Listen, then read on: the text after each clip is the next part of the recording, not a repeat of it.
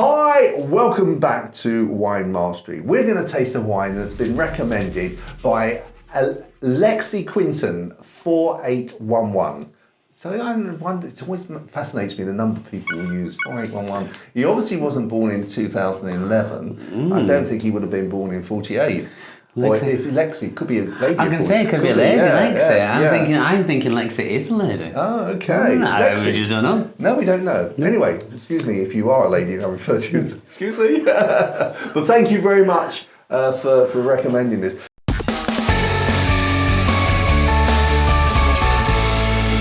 So Lexi recommended this following our review of the red Gathering Storm. Yes. And said, I went in and actually bought this at Majestic. So let's have a look at the bottle. I love the label on this, actually. Yes, yeah. It says the label. Something you pick up off the shelf, and that's something where you'd see that and think, I'll give that a go. And it is, when I went round Majestics, it is one of their buyers' recommendations. So they obviously think a lot of it too. Excellent. So now we come to one of the reasons that really interested me in this wine is the price. £7.50. Although if you do buy 6, that drops down to £7. And I did a bit of cash flow analysis and thought, that discount wasn't worth the extra cash and being tied up in wine bottles. I can see him there, stood at the aisle thinking, ooh, maybe, Thank you, Lexi. Thank you, Lexi, yes, thank you. So, shall we begin by having a look at the colour? I would love to, John. Okay. So, it's got like a, it's very light. Very light, yeah. Very light. Very clear. Yeah. There's a yellow, for me it's kind of a yellow straw, but with more leaning towards a more golden, but not quite there. Lemony sort of, lemon skin, very light, like the reflection of. Yeah, I'd definitely live with that. Looks good. Looks very nice, actually. Clear, crystal clear. Yeah. On the nose. On the nose. Bubblegum. You know what? You were right. The red bubblegum, not the fancy stuff they have now, but the old-fashioned red bubblegum. To put time out there, John, when I was smelling, and the first thing was sweeties, and I thought, sweeties. I always think about sweeties. What can I say? And then you shout bubblegum, I thought, he's got it. That is. And I tell you which bubblegum it is. I can nail it. It is that Hubba Bubba. Hubba Bubba. Hubba Bubba bubblegum. But it's this is going one step further. It's the original Hubba Bubba. Because they've got a few flavours. This is the original. I don't know what the original flavour actually was, but I get that. Yeah. Yes, John. Yes. Wow. Yeah. Isn't it? This is the part of the beautiful thing you think about drinking and tasting wines. Having that. Somebody else. This is the great thing when somebody else says, "That's what." Can you smell it? And you're like, yes. And then it's like the curtain's open, isn't it? Yeah, and there's that struggle sometimes when you don't get it together. It's like, I can't find it. There's frustrating then. Yeah, but if I'm not getting it, I can't. I think you've said it now, so I'm going to struggle to. Get beyond that. I'm suffering as well and trying to. It's alright. Let's have a little taste. Okay.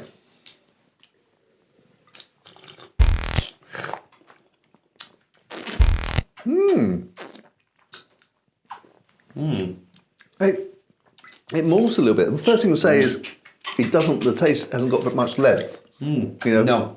But it malts a little bit. At one point it tasted like a Chardonnay. Now it does have Chardonnay grape. Yep. And the other grape, I'll let you pronounce the other grape. Verdeo, yeah. Easy for you to say. Well, I think that's how it's pronounced, I don't know. And there was one other, wasn't it? The Sauvignon was in there as well, yeah.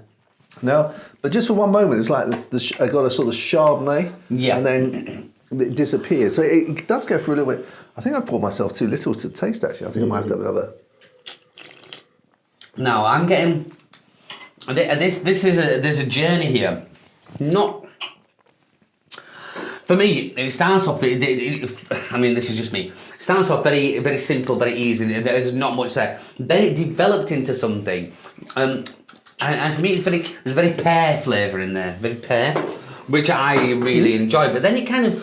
For me, then it cuts off again, which is disappointing because you think, it's getting there. Then it's like, no, that. But the underlying thing for me, or something which is getting me, or something that I'm getting stuck on, is there's that touch of honeyed sweetness. I'm not saying it's sweet. No, I get the honey actually. No, I do. Yeah. Is that almost meaty sort of. Yes. It's but that's what I'm left with. So after the initial meh, then through to the pear, okay. Then it goes away, and then it comes back. This is me as well, obviously. And then it comes back with that little bit of a touch of honey sweet, the Riesling meaty style. Yeah. But that's just left there for me. And for me, and that's quite, for me, I was disappointed. It's only because I knew this was the Video Grip and I love Spanish white stuff. But that, for me, isn't... the smell, bro. I'm loving that smell. Yeah. That smell really does work for me. You're so well done, John. I'm really impressed. No, I'm really impressed. Not well done. That's just immediately what I thought of. I mean, there's peaches. The peaches there as well. Yeah. And that's what, it's not an unnice wine at all. Just for me, I wanted more. I actually, I'm tasting it now. It's growing a lot more on me. I mean, when that peach just came through and that, because that peach has come through and now, it suits that sweetness a little bit more. Maybe I'm being a bit judgmental. Yeah, for me, I get all of that, but I love it. I mean, I think it's very refreshing. It's certainly a party drink, garden party drink, a social meal or just a chat. It's an everyday drink. It's £7.50. You're not going to be breaking the bank necessarily with this. Yeah, it's very refreshing. I mean, the only downside for me is the length. That it does. As soon as you swallowed it, that's it. It's more or less gone. You don't, yeah. But it doesn't leave any, for me, it doesn't leave any unpleasant after taste or... I'm still doing it now. As we're speaking, I'm taking on everything, you're saying, thinking, yes, yeah, and again. But then, because I've just had a taste in like about 30, 15 seconds ago, and so now I'm just left again with that, nah. Really? Yeah. Okay. It just doesn't, it's just not for me, that. And again, I'm not saying, obviously, why people's choice, people like it, and I'm not saying it's a bad one, but maybe it will grow on me if I drink some more. Do you think that, in the days of when you had your wine shop, that this is something that you could recommend to people that you knew their taste profiles? Yeah. It's not something that you would say, no, don't drink. It is something that it doesn't suit your profile. That's it. Wouldn't stop you from recommending it to other people. My old boss always you say, you don't say I don't like it. You have to say it doesn't suit my palate. And that's exactly what it is. It just doesn't suit my palate. Yeah. Which is a shame, but it's one of those things. But you can't like everything. That's the whole point of wine, isn't it? Of course. But yeah. Okay. A pairing. Oh, I've not even thought, John. Have you thought? No, but I think I've thought now. Have you? I would think that obviously, again, the proverbial fish, prawns, would go very well with this. In terms of other dishes, I think if you were having something like a lean pork loin or something like that, would I always love it when you talk food, John. I love it when you talk food. But carry on. And especially with a little bit of apple sauce, I think that this would probably match with that. So sort of white meats, obviously chicken salads, that sort of thing. But I think its place for me, if I was thinking of this wine, would just be sort of like, had some friends around and we're not necessarily focusing on the wine. That's just there as a sort of aid to the conversation, liquid lubrication to the conversation. Definitely. Cheese-wise, I'm going to look at a washed rind cheese. I'm going to go straight away to Shome. And I know often we say these cheeses, wherever you're watching from, you might not be able to get them on. No, Shome is a washed rind cheese, quite soft, a little bit smelly, but very mild and sweet. But you also have a substitute for it, which is called a Port Salut. So if you can't get the Shome, the Port Salut is almost available in supermarkets as the Port Salut. So that, again, it's a gentle flavour. It's not going to overpower. And Port Salut, is that like P-O-R-K, like pork? Port. Oh, port. Port Salut. But no, again, you look at that, same with the pork as well, the gentleness, isn't it? It's nothing too overly. Yeah. This wine doesn't need challenging. No, and I think the aftertaste bit, there's not much left. But actually, if you're just talking to friends, you're really not going to, if you're in a party, you're not going to really be thinking about that. No. So you're just thinking, I'll have another sip. And it's very refreshing. I really like it. I mean, I think the thing is, you definitely wouldn't buy this again. No. I would consider buying this again. Yeah. So Lexi, for me, it was, thank you very much for... thank you, Lexi. I'm saying that, I finished the class. Yeah, there's nothing wrong with it, is it? I mean, there's nothing wrong at all. Which is what we do. We're just being critical at this point. And you love that. You love the nose. Okay. That nose is absolutely... Again, nose-wise, it's one of the... it was... One of the best. Yeah, it was very pretty. I don't know if pretty is the right thing a description, but it was a very pretty thing to smell. Vibrant. Yes, enjoyable. Excellent. Okay, well, let's move on to the score. Scores and doughs, okay. Yeah, I think our score's going to be different here. Yeah, I think they will. But what again? We'll come back to the there's nothing wrong with it. So, it's always that in the background. Yes, £7.50. Got to give it kudos for that. And it's not a bad wine at all. Just doesn't suit my palate. And as such, I have to put my professional head on here and say, yeah, that is going to be worth. Yeah, I'll go with that. I think nice. Yep. I'm going to go with 81. Oh, we did say a bit different. I think, quite generous with 73. Oh, really? I didn't, yeah. I thought it deserves to be in the 70s. Where it goes in the 70s, we'll have to decide. But I did pull it back a little bit. I mean, the £7.50 for me saved it.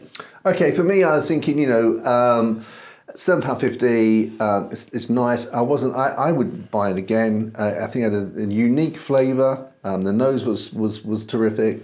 Very enjoyable, refreshing. What's not to like?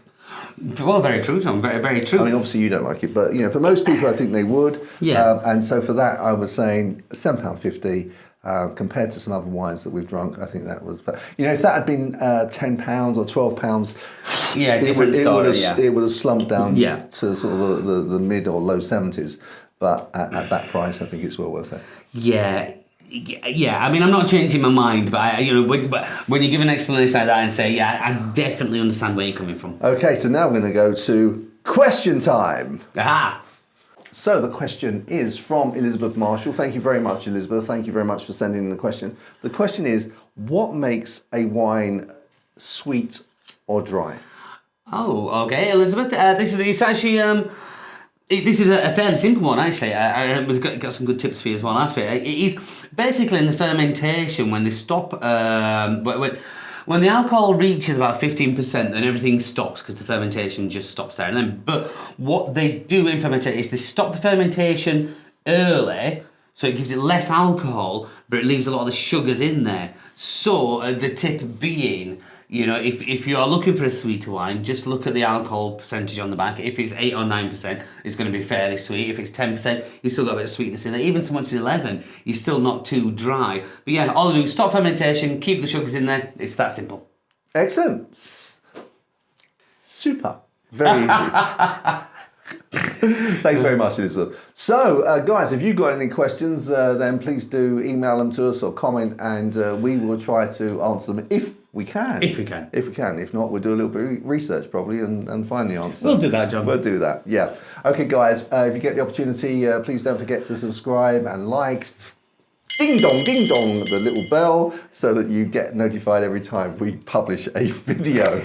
And so until the next... Ding dong. Sorry, I just like that. I've never seen that before. Ding dong. Well, there's only one little bell on the... Okay, but I said probably unfair. Yeah, but please, ding dong away. Yeah, ding dong away. Ding dong away. Until the next time, guys. Until next time. Look forward to seeing you there. Chin chin. Chin chin.